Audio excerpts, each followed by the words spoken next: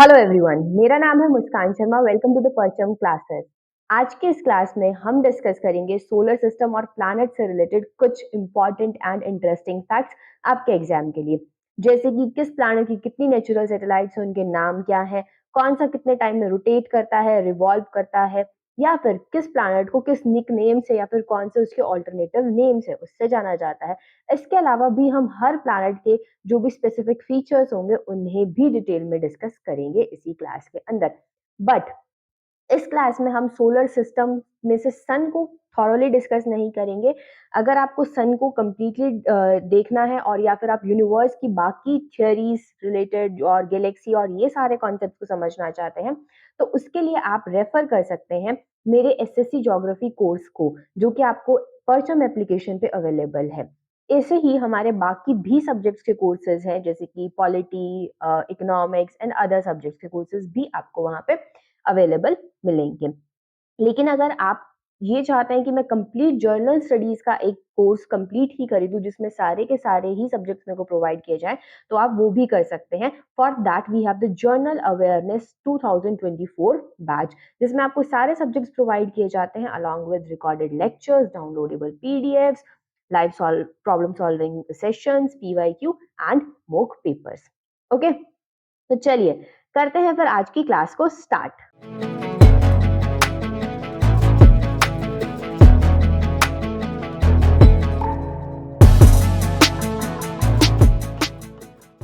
तो हमारे solar system को पढ़ने से पहले मैं आपको ये बता दूं कि सोलर सिस्टम में, जैसे ही हमें सबको पता है कि उसमें एक सन है, 8 प्लैनेट्स हैं, मून है और मिलियंस ऑफ एस्ट्रॉइड्स और कॉमेट्स प्रेजेंट है। हमारे सोलर सिस्टम में सन, 8 प्लैनेट, मून और मिलियंस ऑफ एस्ट्रॉइड्स और कॉमेट्स प्रेजेंट है। 8 प्लैनेट्स अब है सोलर सिस्टम के अंदर। पहले कितने प्लैनेट्स थे हमारे सोलर सिस्टम के अंदर? 9 प्लैनेट थे। किसको बाय बाय बोल दिया गया है? प्लूटो को बाय बाय बोल दिया। कब बोला गया प्लूटो को? कब प्लैनेट्स की कैटेगरी से हटाया गया? प्लूटो को 2006 अगस्त 15 में प्लैनेट की कैटेगरी से हटाया। बट किसने हटाया इसको? इसे हटाया इंटरनेशनल एस्ट्रोनॉमिकल यूनियन ने, यानी कि आईएयू। ये एक ऐसा संगठन है जो किसी भी प्लैनेट या फिर स्पेस से रिलेटेड जो भी आपकी बॉडीज होती है उनकी नेमिंग करता है, या उनसे रिलेटेड जो भी आपके वर्किंग होती है उसको डिसाइड करती है आपकी इंटरनेशनल एस्ट्रोनॉमिकल यूनियन। ये कहाँ पे लोकेटेड है? It is located in Paris. And कब इसको एस्टैब्लिश किया गया था? इसे एस्टैब्लिश किया गया था 1919 के अंदर। तो देख लेते हैं प्लूटो को क्यों हटाया गया। आखिरकार प्लूटो 2006 से पहले प्लैनेट कहला रहा था, उसके बाद ऐसा क्या हुआ कि प्लूटो को 2006 के अंदर बाय बाय बोल दिया गया? रीजन टू इट इज कि आईएयू ने क्राइटेरियाज, यानी इंटरनेशनल एस्ट्रोनॉमिकल यूनियन ने कुछ क्राइटेरियाज डिसाइड करे कि किसी भी सेलेस्टियल बॉडी को, यानी कि स्पेस में प्रेजेंट होने वाले किसी ऑब्जेक्ट को हम प्लैनेट कब बोलेंगे। उन्होंने 3 मेन क्राइटेरियाज इसके लिए बताए। पहला क्राइटेरिया, एक प्लैनेट के लिए ये बताया गया कि उसका जरूरी है कि वो सन के चारों तरफ एक ऑर्बिट में चक्कर काट रहा हो। तो planet should revolve in an orbit around the सन।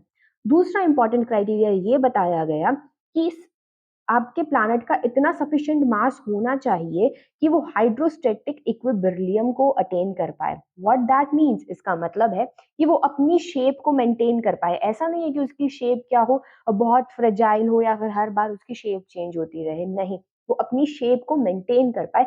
ऐसा भी एक प्लैनेट की प्रॉपर्टी या कैरेक्टरिस्टिक्स होनी चाहिए। क्राइटेरिया है, रिक्वायर्ड है। तीसरी इंपॉर्टेंट चीज ये बताई गई कि एक प्लैनेट के जो नेबरहुड में है, यानी कि एक प्लैनेट है उसके आसपास उसका जो स्पेस है ना वो क्लियर होना चाहिए। उसके स्पेस में कोई और आपका सेलेस्टियल ऑब्जेक्ट नहीं होना चाहिए जो उसके साथ कोलाइड करे या फिर उसके पाथ के अंदर कोई हिंड्रेंस क्रिएट करे। तो ये 3 क्राइटेरियाज इंपॉर्टेंटली थे जो चाहिए थे किसी भी प्लैनेट को प्लैनेट कह, किसी भी सेलेस्टियल बॉडी को प्लैनेट कहलाने के लिए। बट प्लूटो के अंदर क्या नहीं था? प्लूटो का इशू ये था कि उसका नेबरहुड क्लियर नहीं था। ठीक है, उसके नेबरहुड के अंदर बहुत सारे और भी आपको सेलेस्टियल बॉडीज देखने को मिल रही थी, इसीलिए प्लूटो को निकाल दिया गया उस कैटेगरी से। ठीक है, और दूसरा उसका हाइड्रोस्टैटिक इक्विलिब्रियम और उसकी शेप भी मेंटेन नहीं हो रही। ठीक है, अब प्लूटो को अगर प्लैनेट नहीं बोला जा रहा तो प्लूटो को किस नाम से बुलाएं? क्या उसको आइडेंटिटी क्या दें कि किसमें कैटेगराइज करें? तो प्लूटो को आप ड्वार्फ प्लैनेट बोल सकते हैं। ड्वार्फ प्लैनेट का क्या मतलब होता है अब ड्वार्फ प्लैनेट भी वही प्लैनेट्स होते हैं जो सन के अराउंड रिवॉल्व कर रहे हैं, ठीक है। अब सन के अराउंड तो ये रिवॉल्व करते हैं, बट इनका कोई खुद का मून नहीं होता, but has a no not revolve around the sun but not the moon, sorry, इनका खुद का मून हो सकता है, ये सन के अराउंड रिवॉल्व करें बट किसी मून के अराउंड रिवॉल्व ना करें। मून क्या होता है, मतलब किसी प्लैनेट के अराउंड कोई बॉडी होगी उसे हम मून बोलते हैं। तो ये सन के अराउंड रिवॉल्व करते हैं ड्वार्फ प्लैनेट्स भी। लेकिन ड्वार्फ प्लैनेट्स का क्या होता है, आपका ड्वार्फ प्लैनेट्स का जो नेबरहुड होता है वो क्लियर नहीं होता।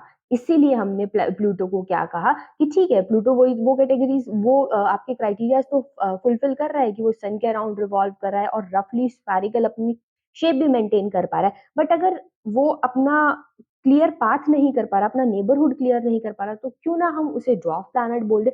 इसीलिए प्लूटो को ड्वार्फ प्लैनेट की कैटेगरी में निकाल के रख दिया गया। देख, ठीक है, अब बात आती है, आपसे सवाल पूछा जा सकता है कि एक्चुअल में हमारे सोलर सिस्टम के अंदर कितने ड्वार्फ प्लैनेट्स को रिकॉग्नाइज कर किया जा चुका है आज तक।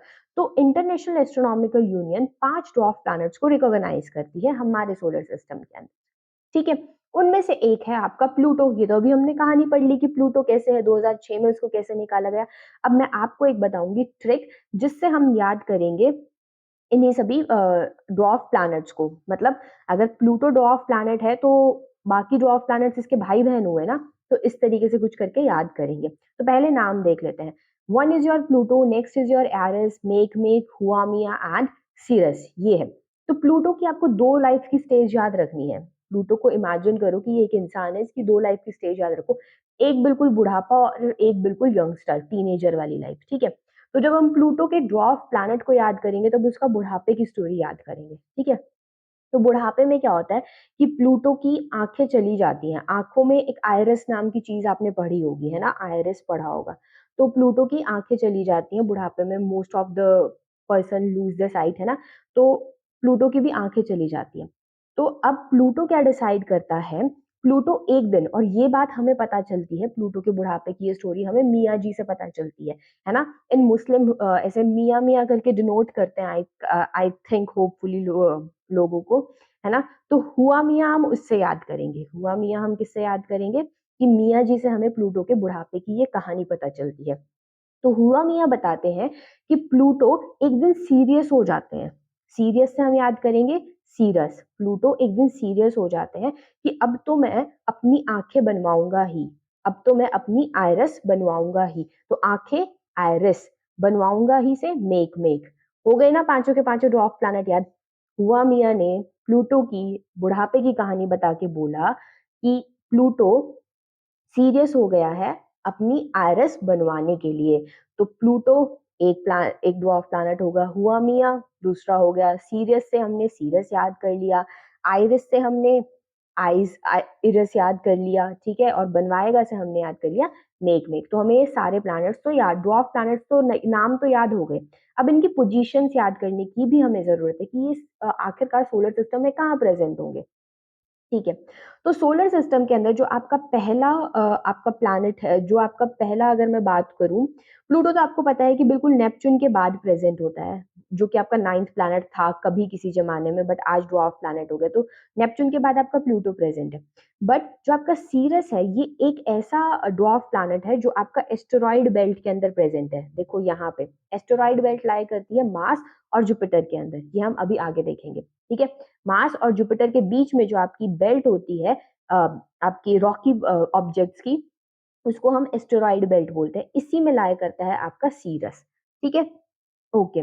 इसके बाद जो आपके बाकी ये जितने भी आपके ड्वार्फ प्लैनेट है, ये आफ्टर नेपच्यून आपकी क्यूपर बेल्ट होती है। आफ्टर नेपच्यून आपकी कौन सी बेल्ट होती है, क्यूपर बेल्ट होती है, उसके अंदर आपकी ये सारे के सारे ड्वार्फ प्लैनेट्स लाई करेंगे।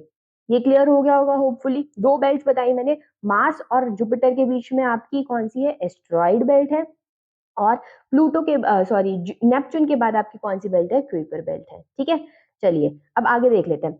अब मैंने बोला था दूसरी कहानी हम प्लूटो से रिलेटेड जो याद करने वाले हैं वो ये है कि प्लूटो का यंगस्टर, यानी कि जब प्लूटो टीनेज के अंदर था उसकी कहानी याद करेंगे, और ये टीनेज की कहानी से हम प्लूटो के मून्स को याद करेंगे, ठीक है। कैसे, अब मान लो कि प्लूटो एक ऐसा बच्चा है एक ऐसा टीनेजर है, टीनेजर्स क्या करते हैं मोस्टली, तुम मुझे बताओ, तुम कैसे चिल करते हो?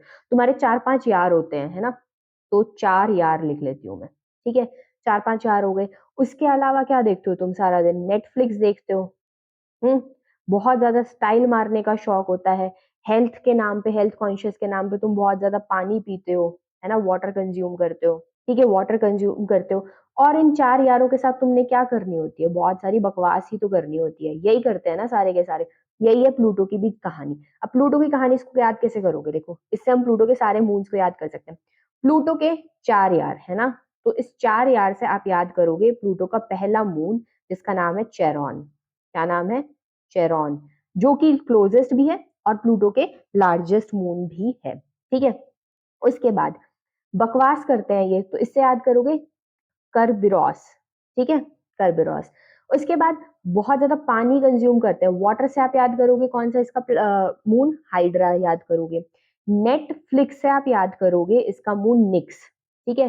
NIX, जैसे नेटफ्लिक्स की स्पेलिंग ऐसे होती है, नेटफ्लिक्स, तो N और IX, है ना? निक्स इसका एक मून हो जाएगा। स्टाइल से आप याद कर सकते हो इसका मून स्टाइक्स। हो गए प्लूटो के सारे मून। अब पॉज़ करके इसको यहीं पे री-रिवाइज़ करो ताकि कि आपको याद हो जाए। अब लेकिन मैं आगे क्लास में फॉरवर्ड मूव करूँगी because we have the limited time over here. But आपको ये अभी याद करनी है। चलिए, अब आपके पास हम सोलर सिस्टम में प्लैनेट्स की क्रोनोलॉजी याद कर लेते हैं। ये आपका है पूरा का पूरा सोलर सिस्टम, ये आपके हैं सन भाई साहब।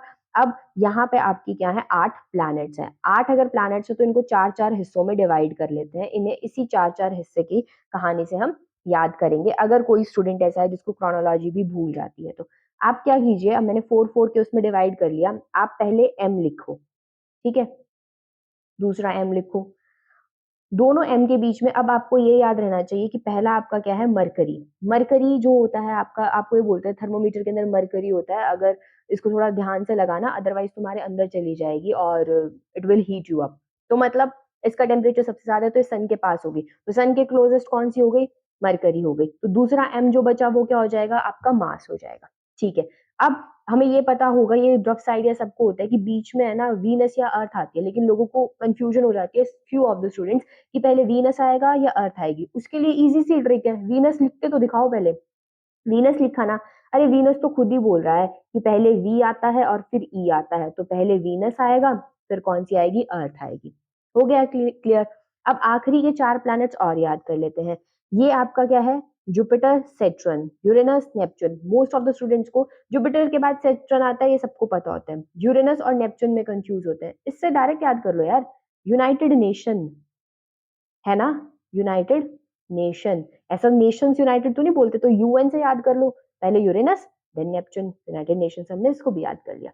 चलिए, अब देखते हैं इन्हीं प्लैनेट्स की कहानी। एक टर्म आपको एग्जाम में देखने को मिल सकती है, जो कि आपकी है inner planets and outer planets, ठीक है? अब मैंने आपको ये तो याद कराने के लिए इनको 4 में डिवाइड किया था, है ना? कि अगर 8 प्लैनेट है तो 4 के अंदर डिवाइड कर लेते हैं। अब यहाँ पे जहाँ पे ये डिवीजन है ना, ग्रेट डिवाइड, यहाँ पे पहली बात तो आपकी क्या आती है? Asteroid belt. ये आप देख सकते हो, ये आपकी क्या है? Asteroid belt. इन 4 प्लैनेट्स को, 4 आगे वाले और 4 पीछे वाले को जो डिवाइड करती है उसी को बोलते हैं एस्टेरॉइड बेल्ट। इसके अंदर एस्टेरॉइड्स प्रेजेंट होते हैं। अब आपके जो पहले वाले 4 हैं इन्हें हम बोलते हैं इनर प्लैनेट्स, इनर प्लैनेट। जो बाद वाले 4 हैं इन्हें हम क्या बोलते हैं? Outer planets. क्या बोलेंगे? आउटर। बाहर वाले हैं आउटर, सूरज के पास वाले हैं इनर बोलेंगे। इनर प्लैनेट्स को और भी एक नाम से बोला जाता है जिसको बोलते हैं टेरेस्ट्रियल, ठीक है? टेरेस्ट्रियल का मतलब होता है अर्थ जैसा, अर्थ के जैसे, मतलब अर्थ के भाई बहन हो गए ये, ठीक है? और आउटर प्लैनेट्स को बोलते हैं जोवियन। क्या बोलेंगे? जोवियन प्लैनेट्स, यानी कि जुपिटर के भाई बहन, जुपिटर के भाई बहन। क्लियर? चलो अब इनके अंदर डिफरेंस देख लेते हैं, ऐसा क्यों बोला जाता है और क्या है इसका मतलब। आपके इनर प्लैनेट्स को टेरेस्ट्रियल प्लैनेट्स बोला जाएगा because these are Earth like, ठीक है? अर्थ लाइक का मतलब वहाँ पे रॉक है, मेटल्स हैं, ये आपको सब कुछ देखने को मिलते हैं। आउटर प्लैनेट्स को जोवियन बोला जाता है क्योंकि वो जुपिटर जैसे होते हैं और मोस्टली ये गैस के बने होते हैं, गैस जायंट प्लैनेट्स होते हैं, हीलियम और हाइड्रोजन के। अब ऐसा क्यों है कि आपके इनर प्लैनेट्स आपके रॉकी हैं, जबकि आपके आउटर प्लैनेट्स जो आपके जोवियन प्लैनेट्स हैं वो गैशियस है? रीज़न इसका ये है कि अगर आप सन के पास है तो आप ये बताइए बहुत ज़्यादा टेम्परेचर हो जाएगा, है ना? तो गैसेज़ जितना ज़्यादा टेम्परेचर होगा गैसेज़ के पार्टिकल्स क्या करेंगे? उतने ज़्यादा दूर-दूर नहीं होते जाएँगे, उतने ज़्यादा दूर-दूर हो जाएँगे, तो गैसेज़ टिक पाएँगी क्या सन के आस-पास? नहीं टिक पाएँगी। तो इसीलिए इनर प्लैनेट्स के आस-पास गैसेज़ टिक ही नहीं पाएँगी, तो ये प्लैनेट गैसियस तो हो ही नहीं सकते। जबकि बाहर वाले जो होंगे उनका डिस्टेंस काफ़ी ज़्यादा होता है सन से, तो वो टिक जाएँगे, ठीक है। दूसरा सोलर की विंड्स, सन से भी कुछ विंड्स रिलीज़ होती है, ये हमने अपनी कोर्स में कंप्लीटली कवर किया है कि सन से कैसे आपकी सोलर विंड्स निकलती हैं और क्यों निकलती हैं, उनका क्या टाइम होता है। You can watch that. तो सोलर विंड्स भी क्या करती है उन गैसेस को ब्लू अप कर देंगी आपके जो यहाँ पे आपके प्लैनेट के पास जो गैसेस प्रेजेंट है उन्हें ब्लू अप कर देंगी। तीसरा चीज लो ग्रेविटी होने की वजह से सन के पास लो ग्रेविटी होती है सन के आसपास वाले प्लैनेट्स की, उस वजह से वो गैसेस को होल्ड नहीं कर पाएंगी। तो ये तीन इंपॉर्टेंट रीजन है जिसकी वजह से जो इनर प्लैनेट्स आप देखेंगे वहां पे आपकी गैसेस नहीं होंगी, जबकि आउटर वाले प्लैनेट्स के पास आपकी क्या होंगी गैसेस होंगी। एक और रिमार्केबल फीचर है, मुझे कोई ऐसा इनर प्लैनेट बता सकते हो जिसके पास रिंग है? किसी इनर प्लैनेट के पास रिंग नहीं होती, सिर्फ और सिर्फ आउटर प्लैनेट के पास ही रिंग होती है। और दूसरी इंपॉर्टेंट बात, सारे के सारे आउटर प्लैनेट्स आपके टेरेस्ट्रियल प्लैनेट से बड़े होते हैं, इनर प्लैनेट से बड़े होते हैं सारे के सारे आउटर प्लैनेट्स। ये तो सोच भी सकते हो तुम, एक बार सोच के देखो। इसका दिमाग ऐसे लगा के देखो कि अगर गैस के बने हुए हैं ये सारे के सारे आपके प्लैनेट्स, तो ऑब्वियसली ये थोड़े से वॉल्यूम ज़्यादा हो जाएगा, तो इनका साइज़ भी क्या हो जाएगा? बड़ा हो जाएगा। चलिए, अब नेक्स्ट इंपॉर्टेंट टर्म जो आपके एग्ज़ाम में पूछी जा सकती है वो है एस्ट्रोनॉमिकल यूनिट, एयू। अब ये क्या है? ठीक है? देखो अ, सीरीज़ करते हैं इसको। हुँ। सन और अर्थ, जैसे हमें अगर मेरे को यूनिवर्स में टाइम मेजर करना था, यूनिवर्स के अंदर मैं टाइम मेजर कर रही थी दो गैलेक्सीज के बीच में या किसी के बीच में, तो मैं टर्म यूज कर रही थी लाइट ईयर, है ना? लाइट ईयर का मतलब क्या होता है कि आपकी रोशनी कितनी स्पीड से ट्रैवल करती है एक साल में, उसे हम बोलते हैं लाइट ईयर। ओके, ठीक है। अब आपकी लेकिन अगर मेरे को सोलर सिस्टम के अंदर डिस्टेंस मेजर करना है तो मैं एयू एस्ट्रोनॉमिकल यूनिट यूज कर लेती हूँ। ये क्या होता है? सन से लेके अर्थ के बीच का कितना डिस्टेंस है, सन से लेके अर्थ के बीच का कितना डिस्टेंस है, इसको बोल दिया astronomical unit, one astronomical unit. ठीक है, ओके। अब ये सन से लेके अर्थ तक कितना डिस्टेंस होता है? अप्रोक्सीमेटली ये 150 मिलियन किलोमीटर का डिस्टेंस होता है। एस्ट्रोनॉमिकल यूनिट इज यूनिट जो आपके डिस्टेंस को मेजर करेगी, तो ये कितना होता है आपका 150 किलोमीटर के अप्रोक्स आपका ये डिस्टेंस होगा। क्लियर है ये बात? ठीक है। तो एस्ट्रोनॉमिकल यूनिट हमने देख लिया, ये है आपका 1 एयू। और जबकि आपका यहाँ पे अगर मैं बात करूँ कि बिल्कुल एंड नेपच्यून तक आपकी कितनी हो जाएगी? 30 एस्ट्रोनॉमिकल यूनिट हो जाएगी। और आपका यहाँ पे हेलियोपॉज का मतलब होता है जहाँ पे सोलर सिस्टम की बाउंड्री आ गई है। हेलियो मीन्स सन, पॉज मीन्स स्टॉप, तो मतलब सोलर सिस्टम की यहीं तक बाउंड्री है। ये यहाँ से सन से लेके ये डिस्टेंस है 123 एस्ट्रोनॉमिकल यूनिट्स। उसके बाद आ जाता है आपका इंटरस्टेलर स्पेस। अब ये क्या टर्म है इंटरस्टेलर स्पेस? इंटरस्टेलर स्पेस का मतलब होता है ये आपकी एक गैलेक्सी, ये आपका एक स्टार का सिस्टम, ये दूसरा स्टार का सिस्टम, इन दोनों स्टार के सिस्टम के बीच में जो आपका स्पेस है उसको बोलेंगे इंटरस्टेलर। इंटर का मतलब बीच में, स्टेलर का मतलब स्टार, तो दो स्टार्स के बीच का स्पेस इंटरस्टेलर स्पेस होता है। और सन भी तो क्या है? एक स्टार ही तो है जिसके अराउंड क्या कर रहे हैं आपके प्लैनेट्स रिवॉल्व कर रहे हैं।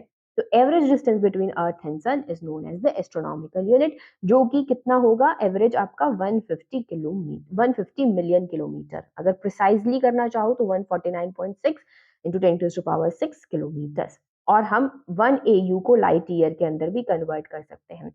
लाइट ईयर एक बड़ी यूनिट है और एस्ट्रोनॉमिकल यूनिट एक छोटी यूनिट है। ठीक है, लाइट ईयर के बारे में फर्दर जानना है तो अगेन आई विल से कि हमने अपनी कोर्स की वीडियोस में इसको बहुत थॉरोली डिस्कस किया है, you can refer to that. तो अब अपनी एक रफ सी जान पहचान हो चुकी है सोलर सिस्टम से, राइट? अब जो सवाल नेक्स्ट टाइप के जो आपसे एग्जाम में पूछे जाते हैं वो है प्लैनेट स्पेसिफिक, यानी कि इन प्लैनेट्स में से किसका सबसे ज्यादा साइज है, किसका मास ज्यादा है, किसकी डेंसिटी ज्यादा है या कम है, किसकी कितनी सैटेलाइट्स है, उन सैटेलाइट्स के नाम याद करा दो, रोटेशन, रिवोल्यूशन, ये सारे। तो एक एक आपको मैं प्लैनेट उठा के भी बता सकती थी बट वो हेल्प नहीं करेगा एट द एंड। एक बार तो समझ आ जाएगा बट याद कैसे रखोगे उसको? तो उसी के लिए मैं आपको सबसे पहले समरी प्रोवाइड करूँगी, जो ये आप टेबल आपके पीछे देख रहे हैं। उसके बाद हम देखेंगे कि क्या हम उसको कर पा रहे हैं या नहीं। तो इस समरी को बहुत ध्यान से सुनना, ये आपकी सारी ट्रिक्स हैं, आप कभी कंफ्यूज नहीं होंगे इन सारे क्वेश्चंस में रिगार्डिंग योर प्लैनेट्स। चलिए कवर कर रहे हैं इस चीज को। तो पहले जो है अभी मैं अगर तुम्हें साइज या मास की बात कर रही हूँ हर एक प्लैनेट का, तो मैंने स्पेसिफिकली ऐसे नहीं लिखा है कि भाई ये रफ सपोज कर लेते हैं 180 किलो का प्लैनेट है, ऑब्वियसली बहुत कम है। तो मैंने सिर्फ रैंकिंग लिखी है कि 1 पे सबसे ज्यादा हेवीएस्ट ये प्लैनेट है, सेकंड पे ये है, थर्ड पे ये है, इसी तरीके से साइज में लिखा है कि नंबर 1 पे सबसे बड़ा इसका साइज है, सेकंड पे इसका साइज है, थर्ड पे इसका साइज है। समझ गए? तो ये है रैंकिंग की बात। जहाँ पे मैंने बिल्कुल डिजिट्स प्रॉपर्ली लिखे हैं, वहां पे इसका मतलब मैंने पूरे फैक्ट्स और फिगर्स आपको दिए हैं। ठीक है, तो सबसे पहले बात करते हैं, साइज की बात कर लेते हैं। तो मैंने आपको बताया था कि अगर मैं सोलर सिस्टम को डिवाइड कर दूं, तो मैंने चार चार प्लैनेट्स में डिवाइड कर देना है, चार प्लैनेट्स, ठीक है। जो चार पीछे वाले प्लैनेट्स थे, जो जोवियन प्लैनेट्स थे आपके, ये तो हमें पता है, ये ऑब्वियसली ये लार्जर होने वाले हैं किससे? आपके जो आपके इनर प्लैनेट्स है उससे। ठीक है, तो देखो इससे हम समझेंगे इस फिगर से। तो ये है आपका Mars, sorry Mercury, Venus, Earth, Mars, Jupiter, Saturn, Uranus, Neptune. तो आप इसी से याद कर लोगे। देखो ये तो सारे के सारे बड़े हैं, इनके कंपैरेटिवली, इन चारों कंपैरेटिवली ये चारों क्या है? सबसे पहली बात, इनका साइज बड़ा होगा। बट अगर इन चारों में ही बात करूं, तो इनका साइज क्या कर रहा है? डिक्रीज कर रहा है जैसे जैसे हम पीछे जाते हैं। मतलब number 1 Jupiter, number 2 Saturn, Uranus 3 and Neptune 4th on number size. ठीक है, अब अगर मैं इन चारों की बात करूं, तो इन चारों में क्या है? सबसे बड़ी क्या है? आपकी अर्थ है। सबसे बड़ी क्या है? आपकी अर्थ। पहले तीन में साइज क्या करेगा आपका? इंक्रीज करता है। तो सबसे बड़ी इसमें से क्या हो गई? इसका मतलब आपकी अर्थ हो गई। तो नंबर 5 पे क्या आ जाएगी? अर्थ। अर्थ के बाद क्या आ जाएगा? 6 पे ये आ जाएगा, वीनस। अब सवाल उठता है आपका, फिर से साइज डिक्रीज करता है, राइट? ये आप पिक्टोरिकली आपको याद रहेगा ये। तो आपकी मरकरी और मार्स में से ऑब्वियसली मरकरी छोटी है, मार्स क्या है? बड़ा है। तो ये 7 हो जाएगा और ये हो जाएगा आपका 8। अगर याद ना रहे कि 7 पे कौन सा था, 8 पे कौन सा, ये भी याद रख सकते हो कि अगर इन दोनों को मैं अगर मैं रैंक करने लग जाऊं, तो इधर दोनों वालों को मैंने फर्स्ट पोजीशन देनी है, इधर वालों को सेकंड। 5 और 6 में से 5 छोटा, और 6 और 7 में से 7 छोटा। याद हो गए होंगे? ठीक है, ये हो गई हमें अब साइज याद। तो इसके अकॉर्डिंग मेरा क्या निकल के आया कि सबसे बड़ा साइज कौन से प्लैनेट का है? जुपिटर का है। और सबसे स्मॉलेस्ट साइज किसका है? मरकरी का है। अर्थ का सिनेरियो क्या रहेगा? अर्थ की रैंक है इसमें 5। ठीक है, अब जब हमें मास की बात करनी होती है, मैंने साइज की बात कर ली, अब साइज से मास में बिल्कुल सेम रैंकिंग चलेगी, कोई चेंज नहीं होगा, सिर्फ एक चीज को छोड़ के यूएन पलट जाएगा। मतलब जो 3 था वो 4 हो जाएगा, जो 4 था वो 3 हो जाएगा। देखो यहाँ पे देखो, यहाँ पे 4 यहाँ आ गया और 3 यहाँ आ गया। बाकी सारी रैंकिंग सेम है, 8 6 5 7 1 2। समझ रहे हो ना? इसका मतलब जो सबसे बड़ा, जिसका मास सबसे ज्यादा होगा, वैसे भी जो साइज में बड़ा होना था जो प्लैनेट, उसका मास ज्यादा ही होना था, है ना? लेकिन ये एक्सेप्शन यू और एन के केस में क्या है? इन दोनों का रिवर्स हो जाएगा। तो जुपिटर का साइज सबसे बड़ा था, उसका मास भी सबसे ही ज्यादा होगा, और सबसे छोटा साइज मरकरी था, इसलिए उसका मास भी सबसे कम ही है। ठीक है, और अर्थ का अगेन देख लेते हैं, तो 5 है। तो इन दोनों से एक चीज मुझे समझ आ गई कि अर्थ साइज और मास के नाम पे पांचवी पास है। ये एक शो आता था ना पहले, क्या आप पांचवी पास से तेज है? तो अर्थ साइज और मास के उस पे क्या है? 5th पोजीशन पे लाई करती है, पांचवी पास है सर। ओके, अब ये वाली ट्रिक्स हमने याद कर ली। अब हम बात करते हैं डेंसिटी के बारे में। मैं इरेज करती जाऊंगी जो जो ट्रिक्स हम कर चुके होंगे। ठीक है, तो अब हम डेंसिटी के बारे में याद करते हैं कि कौन सा ऐसा प्लैनेट है जिसकी डेंसिटी सबसे ज्यादा है। इसके लिए आप एक वर्ड याद कर लीजिए, ई एस, है ना? इकोनॉमिक सर्वे नाम की चीज सुनी है? आपके बजट से पहले आपका इकोनॉमिक सर्वे आता है हर साल, जिसमें गवर्नमेंट ने लास्ट ईयर क्या क्या करा उसके बारे में पता चलता है। तो इसी ई और एस से हमें याद रखना है। डेंसिटी हमें सारे प्लैनेट्स की याद नहीं रखनी, किसकी सबसे ज्यादा है वो याद रखनी है, और किसकी सबसे कम है वो याद रखनी है। ई एस से आपका इकोनॉमिक सर्वे होता है, और इसी ई से आपकी क्या हो जाएगी? अर्थ, और एस से क्या हो जाएगा? आपका सैटर्न। ठीक है, तो अर्थ की आपकी मैक्सिमम डेंसिटी होगी, और आपकी सैटर्न की क्या होगी? आपकी मिनिमम डेंसिटी होगी। तो हो गया ना ये भी याद? इकोनॉमिक सर्वे से हमने क्या याद कर ली कि किसकी कितनी डेंसिटी है। तो डेंसिटी अर्थ की सबसे ज्यादा, इसलिए रैंक 1 दिया है। सेट्रन की सबसे कम, इसलिए रैंक 8 दिया है। यहाँ पे आपको साइड में ट्रिक भी बता रखी है, you can refer to that in your PDF. चलो अब हमें समझ आ गई ये बात भी, तो हमें ये भी रटने की जरूरत नहीं है। नेक्स्ट बात करते हैं, टेम्परेचर की बात करते हैं। तो टेम्परेचर की जब मैं बात करूं तो आपके जितने भी जी मैंने बोला था ये चार एक जैसे जैसे काम करते हैं, तो ये चारों भाई बहन है और ये वाले चारों भाई बहन है, ये एक जैसा काम करते हैं। बट जब टेम्परेचर की बात आती है ना, तो मास है ना इनका भाई हो जाता है, लास्ट वाले जोवियंस का भाई हो जाता है। तो इन सबका टेम्परेचर किस में है, आपका नेगेटिव के अंदर है। जबकि आपका पहले तीन का टेम्परेचर किसके अंदर है, पॉजिटिव के अंदर है, यानी कि कुछ है टेम्परेचर। ठीक है, अब आपको यहां से जो याद करना है, अर्थ का टेम्परेचर याद करना है। पहले तो टिप्स पे याद कर लो 15 डिग्री। ठीक है, हमारे अर्थ का टेम्परेचर कितना है, 15 डिग्री। ओके, क्योंकि बहुत ज्यादा भी नहीं हो सकता और बहुत कम भी, हम माइनस में भी सरवाइव नहीं कर सकते। ठीक है, अब लेकिन अब यहाँ पे एक एक्सेप्शन आपको याद करनी है। अगर आपके पास यहाँ पे सन है, let us suppose your son is here, mercury तो सन के बिल्कुल पास है, तो मरकरी का सबसे ज्यादा टेम्परेचर होना चाहिए। ये वीनस का टेम्परेचर सबसे ज्यादा क्यों है, 464? इसका रीजन है, वीनस का एटमॉस्फेयर 60% आपका CO2 से बना है, और अगर वीनस का 60% एटमॉस्फेयर CO2 से बन जाएगा, तो CO2 क्या होती है, green house effect, green house gas होती है, उससे होगा ग्रीन हाउस इफेक्ट, और उससे हो जाएगा इसका टेम्परेचर इंक्रीज। इसीलिए ये आपका क्या हुआ, एक तरीके से एक्सेप्शन हुआ कि आपके वीनस का मास क्या, वीनस का टेम्परेचर क्या होता है, सबसे ज्यादा होता है सारे प्लैनेट्स में से। क्लियर? चलिए, अब नेक्स्ट सवाल ज्यादा से ज्यादा क्या पूछेगा आपसे, नेचुरल सैटेलाइट्स के बारे में पूछेगा, ये भी कर लेंगे याद, क्या बड़ी बात है। तो पहले वाले चार को देखते हैं। तो पहले दो के पास तो कोई नेचुरल सैटेलाइट नहीं है, ना मरकरी के पास नेचुरल सैटेलाइट, ना वीनस के पास नेचुरल सैटेलाइट, क्योंकि हमसे अर्थ से ज्यादा तो इनके पास क्या ही सैटेलाइट होंगी। तो अर्थ के पास एक, ठीक है, हमें पता है ये मून। मार्स के पास दो, क्योंकि तुम देखोगे आगे जैसे हम पढ़ेंगे कि मार्स है ना कहीं कहीं अर्थ जैसा सा बिहेव करता है, कोशिश करता है। ट्विन सिस्टर तो कहलाती है कौन, आपकी वीनस कहलाती है, बट ये नकल मार्स भी करने की पूरी कोशिश करता है। हमारे आजू बाजू रह रहे हैं ना अर्थ के, इधर मार्स रह रहा है, उधर वीनस रह रहा है। तो इसके पास एक था आपका सैटेलाइट, इसके पास दो नेचुरल सैटेलाइट है। अब इनकी बात कर लेते हैं। तो इनमें से सबसे ज्यादा नेचुरल सैटेलाइट किसके पास है, सेट्रन के पास है। सैटेलाइट, नेचुरल सैटेलाइट की बात कर रही हूँ ना मैं, तो सैटेलाइट है ना, सैटेलाइट में एस, सेट्रन में एस, तो सबसे ज्यादा किसके पास सैटेलाइट है, सेट्रन के पास सबसे ज्यादा सैटेलाइट है। उससे कम आपकी किसके पास है, जुपिटर के पास, क्योंकि जुपिटर हमेशा सेट्रन को हर बात में टक्कर देने के लिए तैयार रहेगा, किसी भी फैक्ट्स में देख लेना तुम। ठीक है, ओके। अब हमें याद कर लिया, जैसे यहाँ से 82 थी इसके पास, और इसके पास क्या थी आपकी, 79 आपकी सैटेलाइट्स है। अब हम बात करेंगे यूरेनस और नेपच्यून के सैटेलाइट्स की। तो यूरेनस के पास 27 है और नेपच्यून के पास कितनी है आपकी, 14 है। कैसे याद कर सकते हो, यूरेनस 27 को अगर मैं मल्टीप्लाई करूं तो वो आपकी नेपच्यून की सैटेलाइट्स निकलाती है। तो आप सिर्फ यूरेनस की सैटेलाइट याद कर लो, आपको नेपच्यून की सैटेलाइट अपने आप याद हो जाएंगी। इसके बाद हम बात करेंगे रोटेशन और रेवोल्यूशन के कॉन्सेप्ट की। रोटेशन क्या होता है, रेवोल्यूशन क्या होता है, ये देख लेते हैं। अगर कोई भी बॉडी के अराउंड दूसरी बॉडी चक्कर लगाए, उसको बोलते हैं रेवोल्यूशन, यानी कि किसी बॉडी के अराउंड दूसरी बॉडी का चक्कर लगाना, उसे बोलेंगे रेवोल्यूशन। जबकि रोटेशन होता है कोई बॉडी अपने ही एक्सिस पे टर्न करे, उसे बोलते हैं हम रोटेशन। ये दोनों में डिफरेंस होता है। अगर आप फिर भी कंफ्यूज हो जाता है तो ये देख लो, ये सोच के देख लो कि रेवोल्यूशन के अंदर क्या था, आपकी कोई बॉडी दूसरी बॉडी के अराउंड चक्कर काट रही है, और रोटेशन के अंदर खुद की ही एक्सिस पे चक्कर काट रही है। तो अगर किसी और के अराउंड चक्कर काटेंगे तो लंबा पाथ लगेगा, खुद की एक्सिस पे काटेंगे तो थोड़ा छोटा पाथ लगेगा। तो अगर किसी और बॉडी के अराउंड हम रिवॉल्व कर रहे हैं तो रेवोल्यूशन एक बड़ी टर्म देखने को मिल रही है, तो ठीक है, ये एक बड़ा पाथ क्रॉस करके आती है।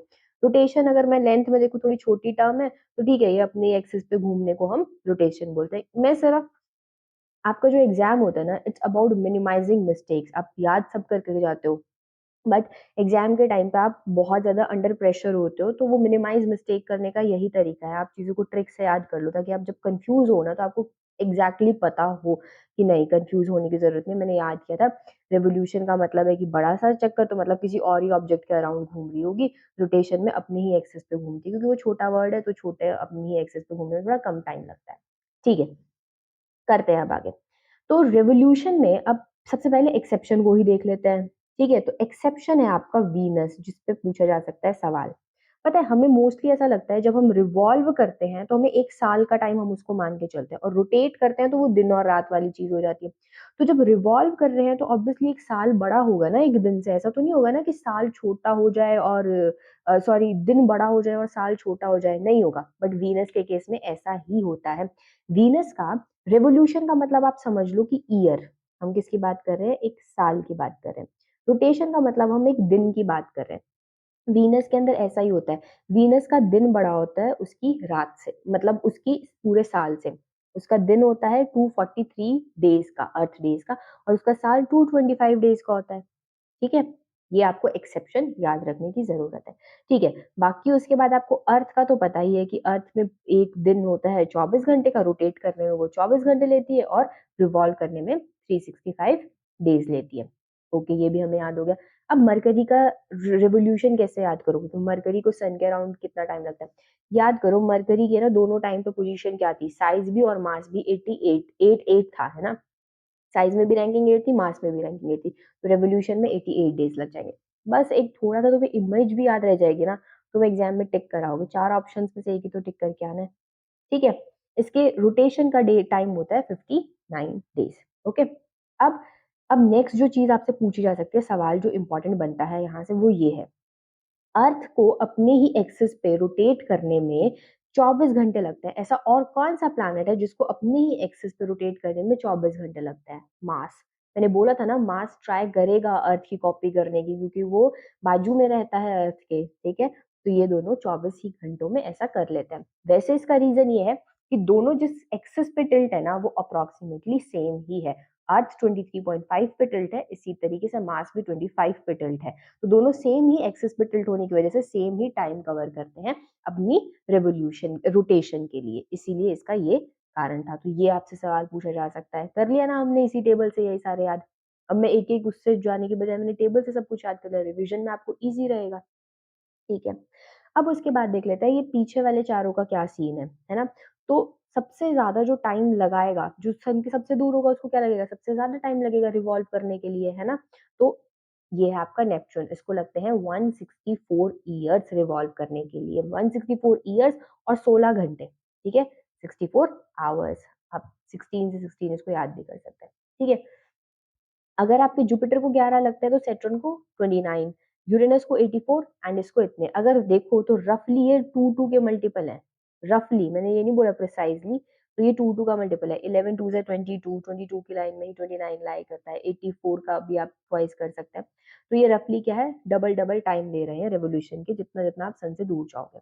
अगर मैं बात करूं अपनी ही एक्सिस पे रोटेट करने की, तो ऐसा कौन सा प्लैनेट है जो सबसे कम टाइम लेता है अपनी ही एक्सिस पे रोटेट करने के लिए? वो है आपका जुपिटर, ठीक है? मतलब जुपिटर पे सबसे छोटा दिन, अर्थ का दिन 24 घंटे का होता है ना, जुपिटर का दिन 9.8 आवर्स का। अरे यहाँ तो एसएससी, सीजीएल और बाकी एग्जाम्स में पढ़ने को भी यार ऐसे बोलते हैं 12-13 घंटे पढ़ो, और ये 9.8 आवर्स में खत्म कर लेता है। जुपिटर पे रहना चाहिए था, हमें थोड़ा कम पढ़ना पड़ता। ठीक है? इसी तरीके से सैटर्न, सैटर्न का भी बहुत कम टाइम लगता है, 10.7 आवर्स। तो याद कर लो, ये 9.8 आवर्स सबसे कम टाइम लगेगा, 10.7 आवर्स आपका किसको लगेगा? सैटर्न को लगेगा। ठीक है? ओके। तो वैसे अगर देखो ना, ये रैंकिंग जो है ये बिल्कुल इस जैसी है, मास जैसी है। जो अगर मैं मास को मेज़र करने के लिए जो हमने रैंकिंग करी थी कि सबसे ज़्यादा टाइम इसको लग सबसे कम टाइम ये ले रहा है 1 दिन का, ठीक है? उसके बाद सबसे छोटा दिन आपका सैटर्न पे है, फिर आपका सबसे छोटा दिन नेपच्यून पे है और फिर सबसे छोटा दिन आपका किस पे है? आपका यूरेनस पे है। फिर धरती पे तो धरती और मार्स पे दिन बराबर होता है 24-24 घंटे का। उसके बाद वीनस एक्सेप्शन हो गया, इसीलिए 7 सबसे बड़ा दिन किसका हो जाएगा? वीनस का। इसका तो दिन भी साल से क्या है? बड़ा है। ठीक है? लाइक दिस हमने सारे के सारे क्वेश्चंस को सॉल्व कर लिया। अब अगर इनमें से आपके कोई क्वेश्चन आता है इन सारे फैक्ट्स में से, you will be able to solve easily. ठीक है? ये टेबल को याद कर लेना, इसको राइट डाउन कर लेना। अब नेक्स्ट है आपका फैक्ट कि आपका सन 99.8% होता है उसका मास सोलर सिस्टम के। मतलब सोलर सिस्टम का 99.8% मास सन का ही है, और अगर सन का डायामीटर देखूं तो वो अर्थ के कंपैरेटिव में 109 टाइम्स है। ठीक है? अब ये 109 टाइम्स कैसे याद रखोगे? अच्छा सूरज को हम इन हिंदुइज़्म देवता कंसीडर करते हैं, ठीक है? और हम पूजा के लिए मालाएँ करते हैं, मालाओं में कितने बीड्स होते हैं? 108 है ना? 108 और आजकल कलयुग चल रहा है तो एक और ज़्यादा भी बार भगवान का नाम ले लोगे तो फ़र्क तो पड़ेगा नहीं, पता नहीं तुम सही जगह पहुँचोगे या नहीं। तो 109 याद रख सकते हो ऐसे। होपफुली आपको ये सेशन अच्छा लगा होगा, हमने कुछ नई ट्रिक्स को जाना होगा, easy way outs find out कियर करे होंगे। अगर आपको ये इंटरेस्टिंग लगा और आपको और भी ऐसी ही ट्रिक्स जाननी है रिगार्डिंग लाइक योर कि आप कैसे याद करेंगे आपके नेचुरल सैटेलाइट्स कौन-कौन सी हैं, प्लैनेट्स हैं, उनके इसी तरीके से निकनेम याद करने के ट्रिक्स, तो जैसा कि मैंने शुरू में बताया था, आप मेरे कोर्स को रेफर कर सकते हैं। चलिए, आखिरी में अब ये चेक कर लेते हैं जो हमने पढ़ा है हमें कुछ याद रहा है या नहीं, तो आप मुझे इस क्वेश्चन का आंसर कमेंट सेक्शन में ज़रूर देंगे कि इनमें से कौन-सा ड्वार्फ प्लैनेट लाई करता है एस्टेरॉइड बेल्ट के अंदर। तो मिलते हैं नेक्स्ट क्लास के अंदर, till the time stay healthy, keep learning.